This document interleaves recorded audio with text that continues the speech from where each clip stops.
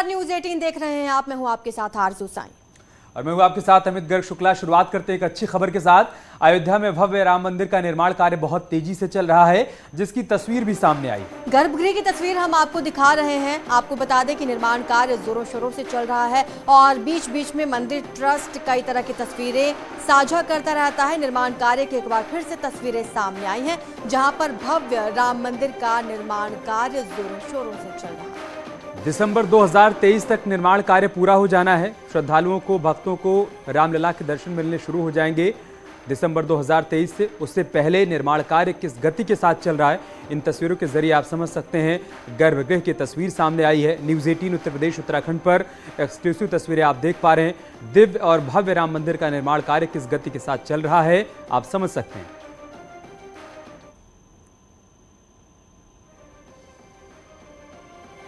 तो मंदिर निर्माण की प्रगति के कार्य को दिखा रहे हैं हम आपको। एक्सक्लूसिव तस्वीरें आप देख रहे हैं। बीच बीच में मंदिर ट्रस्ट इस तरह की तस्वीरें साझा करता है। इस बार ये तस्वीरें गर्भगृह की सामने आई हैं, जहां पर निर्माण कार्य चल रहा है और 2023 तक ये कार्य पूरा किया जाएगा। तो कार्यशाला में पत्थरों को बहुत पहले से ही तराशा जाता रहा है। ऐसे में अब यहाँ पर जबकि निर्माण कार्य तेजी के साथ चल रहा है, उन पत्थरों को यहाँ लाकर रखा जा रहा है, उनको जोड़ा जा रहा है। और अब ये जो तस्वीर सामने आई है, मन को सुकून देने वाली तस्वीर, रामलला के दिव्य और भव्य मंदिर का निर्माण बहुत तेजी से चल रहा है। ऐसे में उम्मीद की जा रही है कि जो डेडलाइन तय की गई है, मतलब दिसंबर 2023 की, उस डेडलाइन तक मंदिर का निर्माण कार्य पूरा हो जाएगा और श्रद्धालु जो कि रामलला के दर्शन के लिए उनकी नगरी अयोध्या पहुंचेंगे, उनको इस दिव्य और भव्य मंदिर में प्रभु श्री राम के दर्शन हो पाएंगे।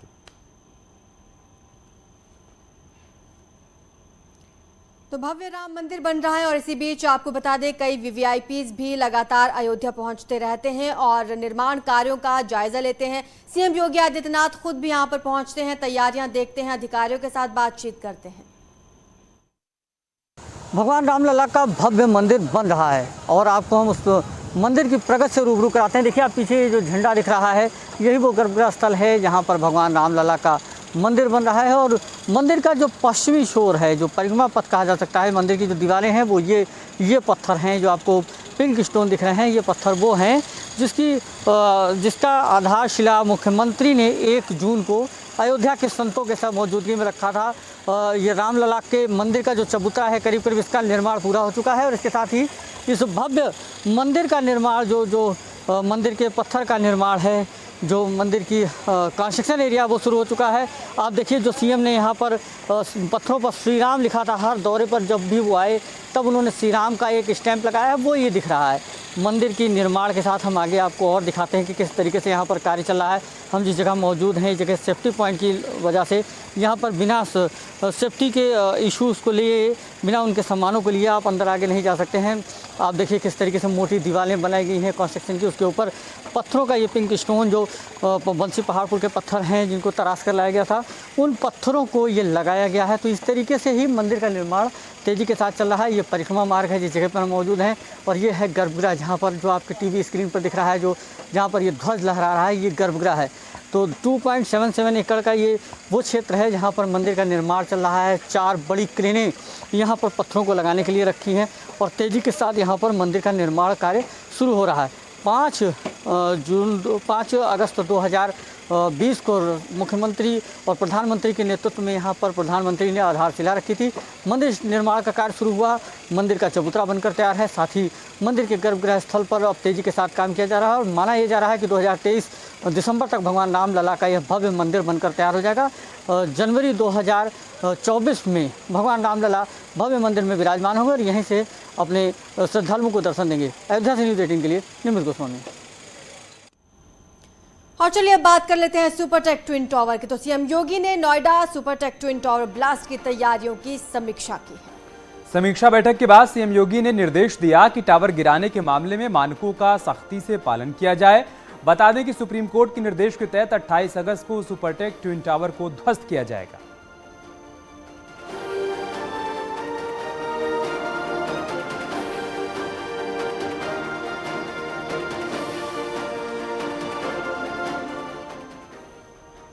और ट्विन टावर गिराए जाने को लेकर नोएडा के सांसद महेश शर्मा ने इस कार्रवाई को नजीर बताया है। उन्होंने कहा कि इस कार्रवाई के बाद बिल्डर की मनमानी पर रोक लगेगी और साथ ही उन्होंने आसपास के फ्लैट ओनर्स की सुरक्षा का भी भरोसा दिया। सर 28 तारीख को ट्विन टावर गिरा दिया जाएगा, क्या कहेंगे इस विषय पे? देखिए, ये प्रदर्शित करता है कि हमारी सरकार किसी भी तरह किसी भी गलत करने काम वाले व्यक्ति के प्रति, चाहे वो कितना ही बड़ा हो, कोई भी हो, उसके साथ नहीं है। विपक्ष दुनिया भर का इल्ज़ाम लगाता है कि फला ईडी सीडी बीडी दुनिया भर के विषय उठाता है, लेकिन जो भी दोषी है कितना ही बड़ा हो, यही बिल्डरों का एक युग था। पुरानी सरकारों की अगर हम विषय की याद करें तो आज ये उन्हीं का दिया हुआ दंश है, जिसको आज हमारे बायर्स भाई, मैं एक मध्यम वर्गीय परिवार से आया हूँ, 39 साल पहले मैं भी बहुत सारे सपने लेकर इस शहर में आया था। कायदे से हम सब उनको लोगों को, इन बिल्डर्स को धन्यवाद देना चाहिए कि इन्होंने हमें घर का मालिक बनाया, आशियाना दिया।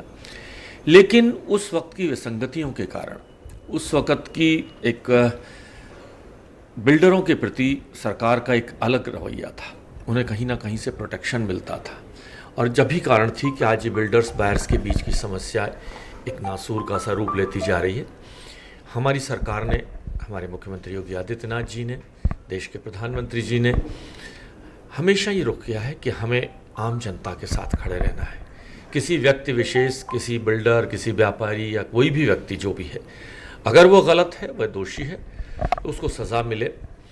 एक बार जब माननीय कोर्ट का जब ये आदेश आया कि इन टावर्स को गिराया जाए, एक जनप्रतिनिधि होने के नाते मेरे मन में भी भाव आया कि इसमें पैसा देश के लोगों का ही लगा है, बैंकों का लगा है, कहीं राष्ट्रीय क्षति तो नहीं है, क्या कोई और भी इसका रास्ता हो सकता है। लेकिन फिर मैंने जब ठंडे दिमाग से सोचा तो यह फैसला कोर्ट का एक नज़ीर बनेगा आने वाले समय में उन सब के लिए जो ये सोचते हैं कि हम कुछ भी कर लें, हमारा कोई कुछ नहीं बिगाड़ सकता, हम कुछ भी गलत कर लें, सही कर लें। किन परिस्थितियों में ये टावर बनी, किन परिस्थितियों में क्या क्या चूक हुई, ये मैं इस विषय का विशेषज्ञ नहीं हूँ। क्या परमिशंस अथॉरिटी से ली गई, क्या नहीं ली गई, सरकारों ने क्या परमिशंस दी, लेकिन अब कोर्ट ने ये जरूर तय कर दिया, हमारी कानून व्यवस्था ने, और उसके साथ साथ हमारी देश की और प्रदेश की सरकार की मजबूत इच्छा शक्ति कि अगर गलत हुआ तो सज़ा मिलेगी, और सज़ा भी एक ऐसी जो नज़ीर बन जाएगी, आने वाली पीढ़ियों तक इतिहास के पन्नों में लिखा जाएगा कि 32-30 मंजिली टावर्स धराशायी की गई।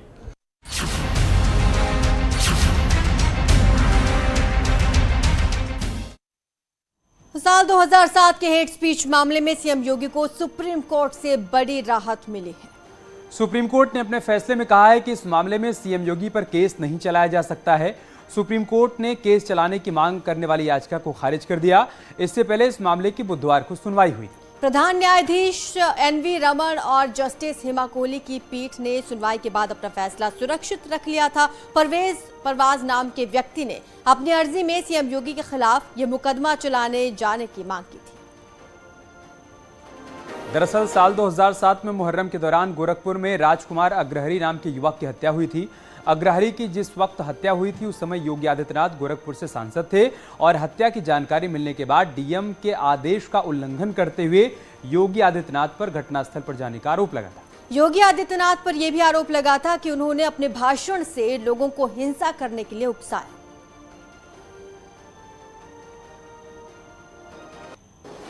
हेट स्पीच के मामले में उत्तर प्रदेश के मुख्यमंत्री योगी आदित्यनाथ को सुप्रीम कोर्ट से बड़ी राहत मिली है। सुप्रीम कोर्ट ने अपने फैसले में ये माना है कि योगी आदित्यनाथ के खिलाफ हेट स्पीच के मामले में कोई तथ्यात्मक सबूत नहीं थे। सुप्रीम कोर्ट ने फिलहाल इलाहाबाद हाई कोर्ट के फैसले पर मुहर लगा दी।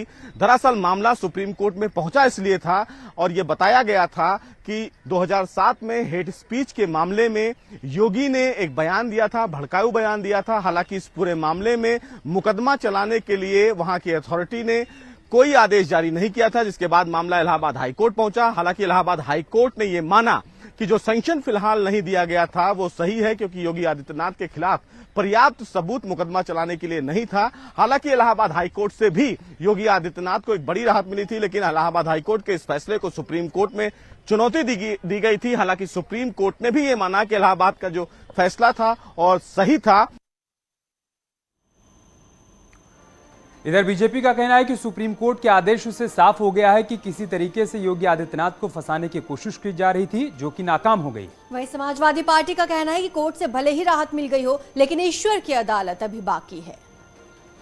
सुप्रीम कोर्ट के आदेश के बाद आज ये बात स्पष्ट हो गई कि समाजवादी पार्टी के शासनकाल में जिस तरह से पीड़ितों की आवाज उठाना एक गुनाह मान लिया गया था, योगी आदित्यनाथ जी उस समय जो पीड़ितों की आवाज उठाने का काम कर रहे थे, गोरखपुर के तत्कालीन सांसद थे, उन पर मुकदमा दर्ज करके अपनी राजनीतिक मंशा के आधार पर जो परेशान करने का प्रयास किया था, आज सुप्रीम कोर्ट की सुप्रीम मोहर उस पर लग गई कि अब इस मामले में मुकदमा चलाए जाने की कोई आवश्यकता नहीं है। ये आज उस जाहिलियत भरी जहनीत को भी एक करारा तमाचा है, जो अपने राजनीतिक प्रतिद्वंदियों को केवल मुकदमे के आधार पर फंसा करके उनको परेशान करने की। 2007 गोरखपुर हेट स्पीच केस में योगी आदित्यनाथ जी को भले ही कुछ राहत मिल गई, लेकिन जो उनके दामन पे, जो उनकी शख्सियत पे जो हमेशा एक दाग रहा है, हेट स्पीच का एक विशेष समुदाय के खिलाफ नफरत, हिंसा के लिए उकसाने का पूरा मामला, वो ईश्वर की, भगवान की अदालत में कभी खारिज नहीं होगा। सीएम योगी मेरठ दौरे पर रहे। यहां पुलिस लाइन में कूड़ा गाड़ियों और इलेक्ट्रिक बसों को उन्होंने हरी झंडी दिखाकर रवाना किया। इसके बाद सीएम ने छात्रों को टैबलेट बांटे और लोगों को घरौनी का प्रमाण पत्र भी दिया। सीएम ने इस दौरान अपने संबोधन में कहा कि 34 लाख लोगों को उनका मालिकाना हक दिया गया है। साथ ही उन्होंने विपक्ष पर भी जमकर निशाना साधा। भारत की आजादी के अमर को जगाने वाला, भारत की स्वाधीनता की लौ को आगे बढ़ाने वाला एक राष्ट्रीय एकीकरण का केंद्र है। धन सिंह कोतवाल जी के नेतृत्व में देश की आजादी की क्रांति की लौ यहीं से प्रज्वलित होती है। माता वाल्मीकि के नेतृत्व में गांव-गांव में इस चिंतारी को आगे बढ़ाने का काम होता है, और इसलिए इस क्रांति धारा को कोटि-कोटि नमन करते हुए मैं उन सभी लाभार्थियों को जो शासन की सभी योजनाओं का लाभ जिन्हें हमारे जनप्रतिनिधिगण अपने अपने क्षेत्र में लेकर के आते हैं और आज उससे आप लाभान्वित हो रहे हैं, मैं इसके लिए आप सबको हृदय से बधाई देता हूं। आप सबकी शुभकामनाएं भी करता हूं।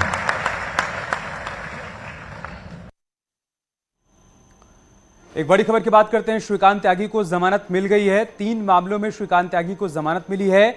एमएलए स्टिकर मामले में भी जमानत मिल गई है। हालांकि गैंगस्टर एक्ट में अभी जमानत नहीं मिली है। आपको बता दें, कई मामले दर्ज किए गए थे गालीबाज नेता श्रीकांत त्यागी पर। अब 3 मामलों में जमानत मिल चुकी है। हालांकि गैंगस्टर एक्ट में अभी कोई राहत नहीं दी गई है।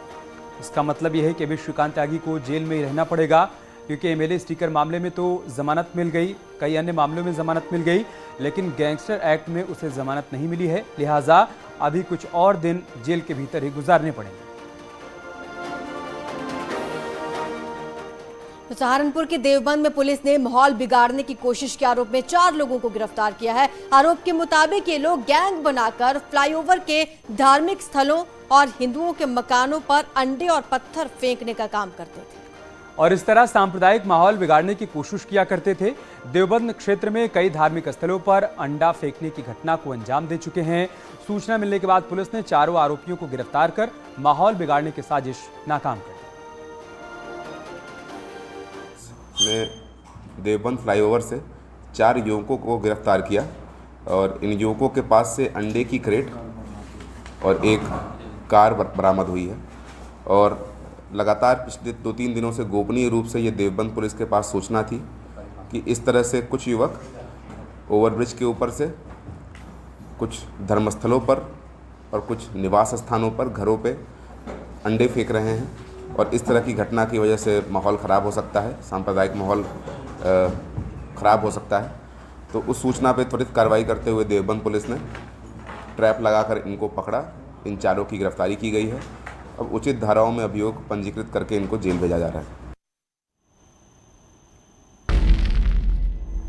और एक बड़ी खबर की बात करते हैं। सीएम योगी आदित्यनाथ गाजियाबाद पहुंचे हैं और आज रात गाजियाबाद में ही रुकने वाले हैं सीएम योगी आदित्यनाथ। आज सीएम योगी मेरठ दौरे पर रहे और उसके बाद हापुड़ पहुंचे। अब खबर आ रही है गाजियाबाद में रुकेंगे सीएम योगी आदित्यनाथ। आज का उनका रात्रि विश्राम गाजियाबाद में ही रहेगा। आज कई कार्यक्रमों में उन्होंने शिरकत की। इस बीच उन्होंने छात्रों को टैबलेट्स भी बांटे और इसके बाद अब गाजियाबाद पहुंच चुके हैं सीएम योगी और यहीं पर रात्रि विश्राम करेंगे। तो बाई रोड ही मेरठ से हापुड़ और हापुड़ से गाजियाबाद पहुंचे सीएम योगी आदित्यनाथ। आज रात यहीं पर वो विश्राम करने वाले हैं। लखनऊ में उत्तर प्रदेश वित्त एवं लेखा सेवा संघ का वार्षिक अधिवेशन आयोजित हुआ और इस मौके पर वित्त मंत्री सुरेश खन्ना मौजूद रहे। इस दौरान सेवा संघ ने कई मांगे, सुझाव और अपनी बातों को रखा, जिन पर वित्त मंत्री सुरेश खन्ना ने कहा कि इनका संज्ञान लिया जाएगा और साथ ही जल्द से जल्द इन पर काम भी किया जाएगा, ये भी सुनिश्चित किया जा रहा है। उत्तर प्रदेश का बधाई भी देते हैं, सबको धन्यवाद देते हैं कि उन्होंने वित्तीय प्रबंधन और वित्तीय अनुशासन को बनाए रखा है।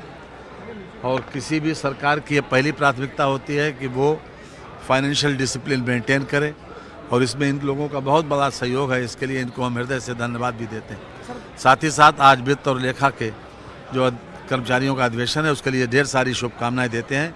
इन लोगों ने जो मांग पत्र दिया है उसके ऊपर हम गंभीरता से विचार करके समय अनुसार निर्णय लेंगे। $1 ट्रिलियन इकोनॉमी के लक्ष्य में इनकी कितनी भूमिका हो सकती है वित्त सेवा के? अरे ये लोग सब कुछ यही है, उसकी वजह यह है कि हम लोग तो निर्देश देते हैं, काम तो असली यही लोग करते हैं। NIT greater Noida nodal centre में स्मार्ट इंडिया हैकाथॉन 2022 के ग्रैंड फिनाले का उद्घाटन हुआ। स्मार्ट इंडिया हैकाथॉन शिक्षा मंत्रालय के इनोवेशन सेल द्वारा छात्रों को मंत्रालयों, विभागों, उद्योग और अन्य संगठनों की गंभीर समस्याओं का हल करने के लिए एक मंच प्रदान करता है। Smart India hackathon 2022 hardware grand finale 25 अगस्त से शुरू हुआ। ये 29 अगस्त 2022 तक चलेगा और smart India hackathon 2022 software grand finale 25 अगस्त से 26 अगस्त 2022 यानी आज तक निर्धारित है। छात्र नवाचार श्रेणी के तहत 3 पुरस्कार 1,75,000 और 50,000 रुपए विजेता टीमों को पुरस्कार राशि प्रदान की जाएगी। हमारे माननीय प्रधानमंत्री श्री नरेंद्र मोदी जी ने शुरू करा। हम 5वीं दफ़ा सॉफ्टवेयर एडिशन होस्ट कर रहे हैं अपने इंस्टीट्यूट में और इसमें टीम्स जो हमारी आई हैं वो ऑल ओवर इंडिया से आई हैं। 160 पार्टिसिपेंट्स हैं, 26 टीम्स हैं जो पार्टिसिपेट कर रही हैं। मिनिस्ट्री ऑफ कंज्यूमर अफेयर्स की प्रॉब्लम डिस्कशन, कोल इंडिया और गेल की प्रॉब्लम डिस्कशंस पे काम होगा। जो विनर्स हैं उन्हें 1,75,000 और 50,000 के प्राइजेस दिए जाएंगे जो विनर्स होंगे। तो स्मार्ट इंडिया हैकाथॉन एक बहुत ही अच्छा इनिशिएटिव है जिसमें बच्चों को लगातार 36 घंटे की कोडिंग के बाद एक सॉल्यूशन देना पड़ता है रियल टाइम प्रॉब्लम का, जो बहुत ही सक्सेसफुल मॉडल है।